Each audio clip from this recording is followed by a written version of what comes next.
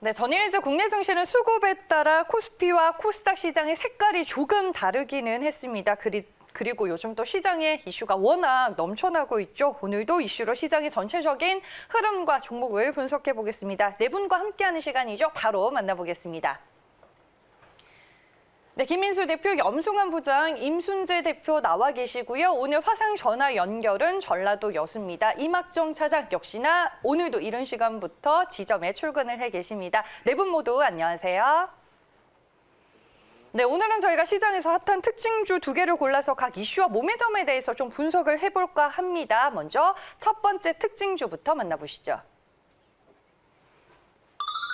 네, 모바일 사업을 잘라내는 LG전자입니다. 결국에는 이제 만년적자 MC 사업부를 LG전자가 정리하는 수순에 좀 들어가는 듯합니다. 이 부분에 대해서 어느 분이 먼저 좀 말씀을 해주시겠어요? 연 부장님? 네.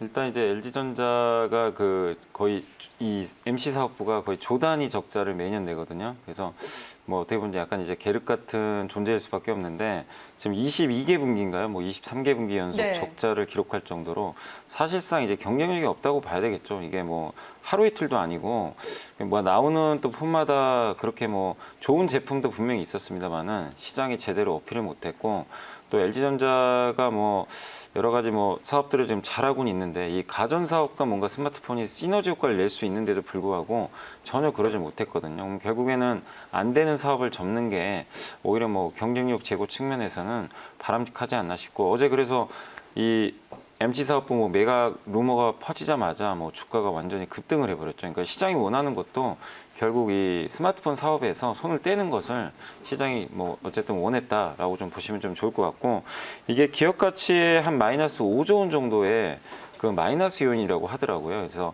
지금 뭐 LG전자가 최근에 뭐 전장 부품 사업이라든가 가전에 대한 이제 호재로 인해서 주가가 좀 많이 오르기도 했지만 이 MC 사업부가 또 없어지게 되면 이제 장기적인 관점에서 봐도 적자 리스크가 이제 없어지기 때문에 영업이익이 보통 한 3조 원 정도 나오는 회사인데 이렇게 되면 4조 원 이상 나올 가능성이 좀 굉장히 높아졌습니다. 그래서 한 증권사는 목표 주가를 22만 원까지 올렸더라고요. 키움증권이랑 하나금융투자였던 것 네. 같아요. 김지산 센터장님이랑 조철희 연구원. 예. 네. 그래서 이제 20만 원대도 뭐 그렇게 뭐 멀어 보이지도 않는데 네. 어쨌든 이제 핵심은 결국에 이제 MC 사업부라는 할인 요인이 있었잖아요. 그게 이제 없어지고 결국 이제 앞으로 잘 나갈 가전과 전장 부품 이 투톱 체제로 갈 가능성이 높은데 이건 뭐 누구나 지금 부인할 수 없는 또 세계적인 경쟁력을 가지고 있는 그런 기업이기 때문에 LG전자의 주가 흐름은 앞으로 굉장히 좀 좋지 않을까 이렇게 좀 생각하고 있습니다. 그래서 진짜 뭐 20만 원까지 한번 또 터치를 하러 갈지는 모르겠지만 장기적인 관점에서 계속 우상향하는 그림으로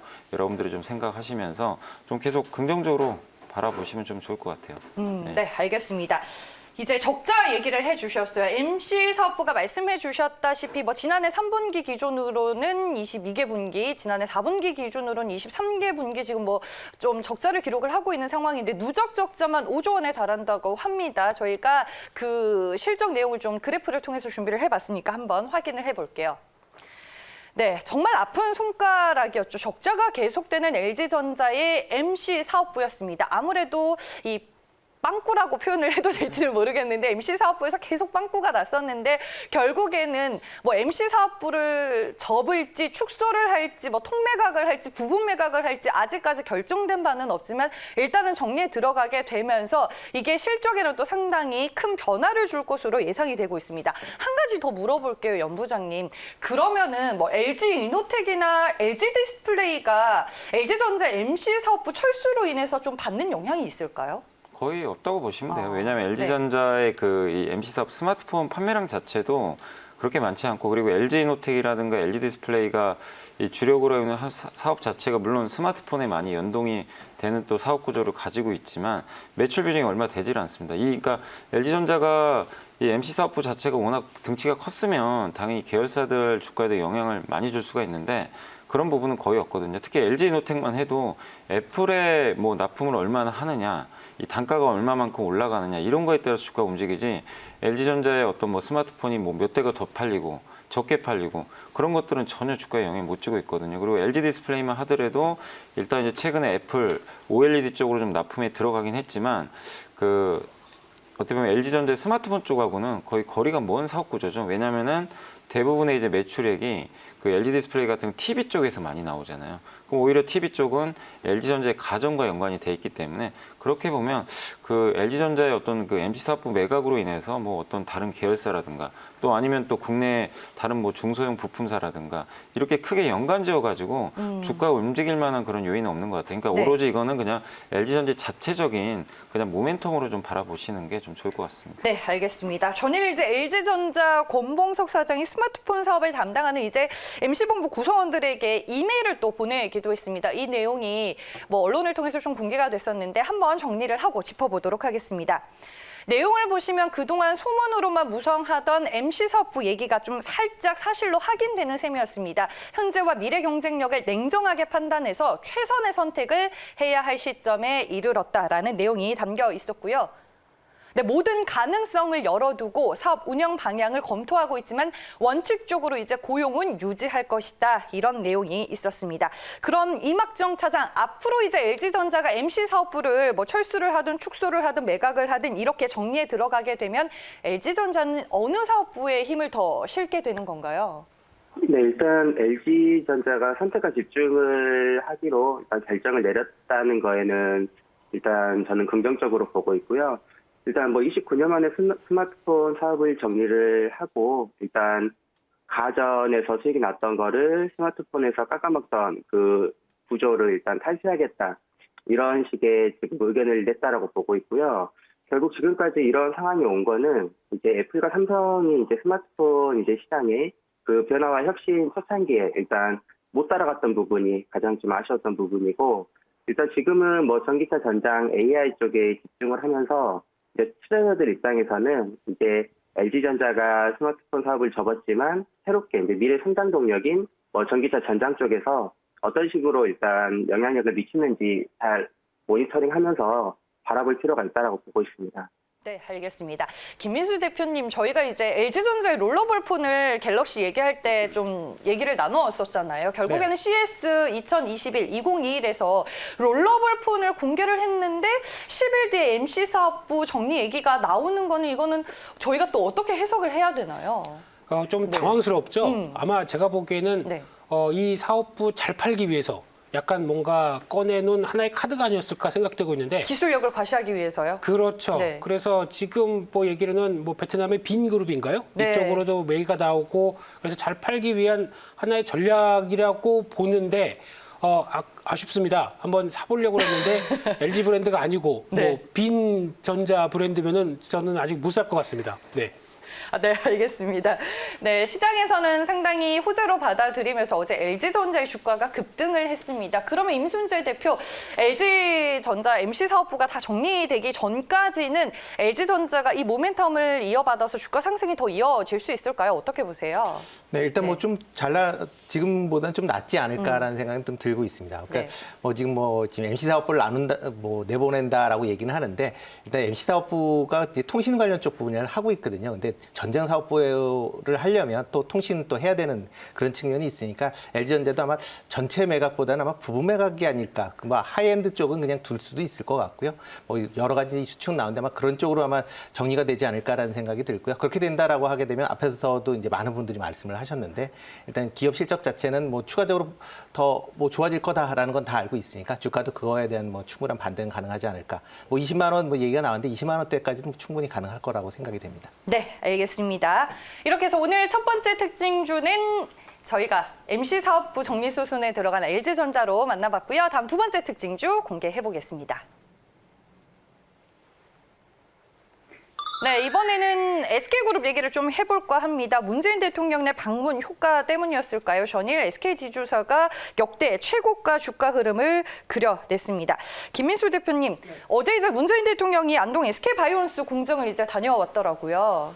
네, 문재인 대통령 효과보다 제가 보기에는 염승환 부장님 효과 같습니다.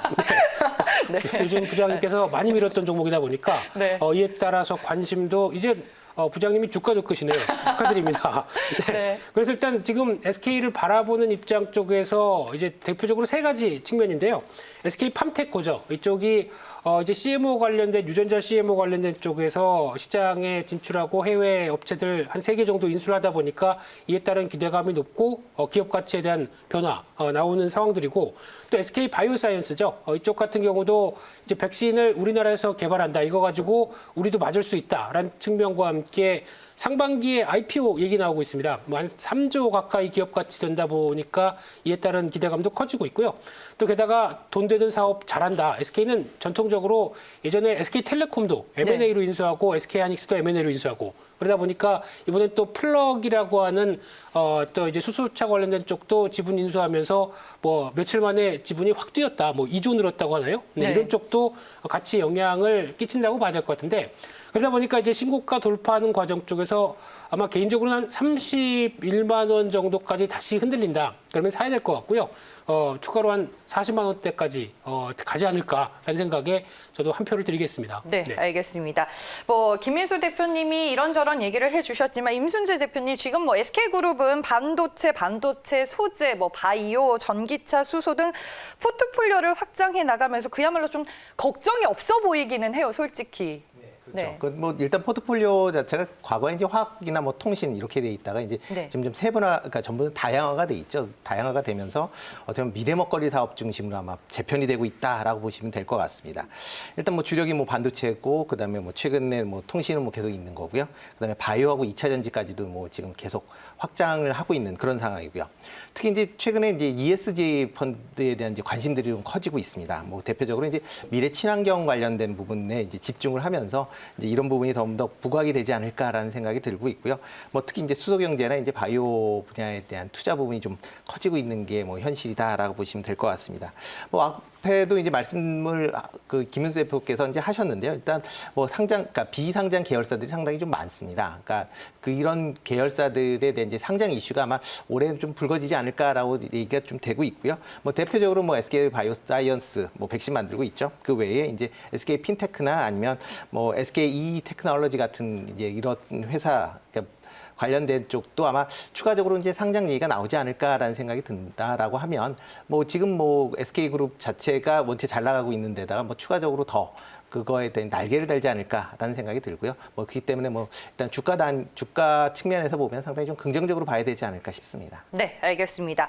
뭐 SK 지주사는 연부장님이 지난해부터 워낙 또 많이 소개를 해주셨던 종목이니까 저희들도 잘 알고는 있는데 최근에 또 주가가 잘 가고 있으니까 추가적인 의견 더 들어볼게요, 연부장님. 네, 일단 이제 SK 같은 경우 이제 네. 예전에 이제 작년에도 좀 계속 강조를 좀 드렸던 이유가 일단 제가 좀 좋아하는 그 흐름 중에 하나가 좀 주가에 뭔가 이제 성장 동력이라든가 좋은 부분들이 반영이 안 됐을 때 되게 좀 쌀 수밖에 없잖아요. 근데 이제 그런 거를 모를 때는 사람들이 관심을 안 갖기 때문에 주가도 굉장히 더디거든요. 근데 개인 투자자분들이 그럴 때 주식을 사놓으시면 굉장히 편하게 수익을 낼 수 있는데 1년에 그런 종목들을 한 3-4개씩만 잘 발굴하셔도 되게 쉬워요, 주식 투자가. 근데 항상 보면 이제 너무 뒤늦게 쫓아가시는 거죠. 이제 모든 것들이 발현이 됐을 때.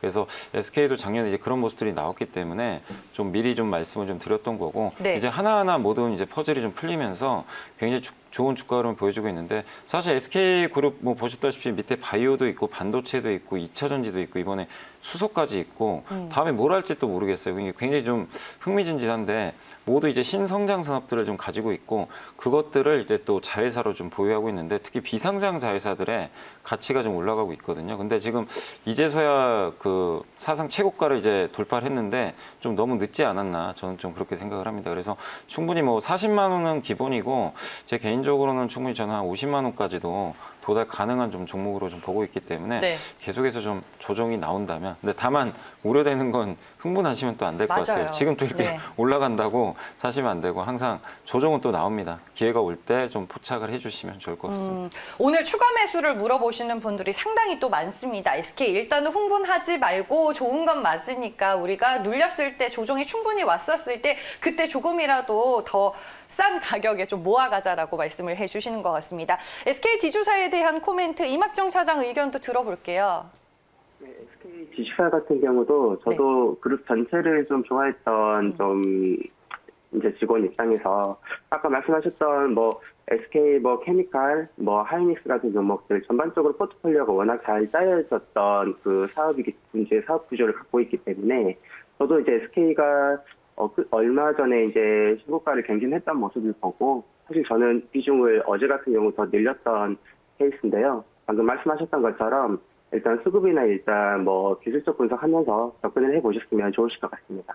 네, 알겠습니다. 최근에 또 이슈와 모멘텀이 많은 오늘 두 개의 종목 위주로 만나봤습니다. LG전자와 SK지주사였는데 우리가 이 이슈를 또 어떤 관점으로 보고 투자 전략을 짜야 할지 네 분의 의견을 들어보셨으니까요. 혹시나 보유하고 계신 분들 아니면은 이제 매수를 생각하신 분들은 오늘 네 분의 의견을 잘 한번 정리를 해보시길 바라겠습니다. 네 분 말씀 여기까지 드릴게요. 고맙습니다.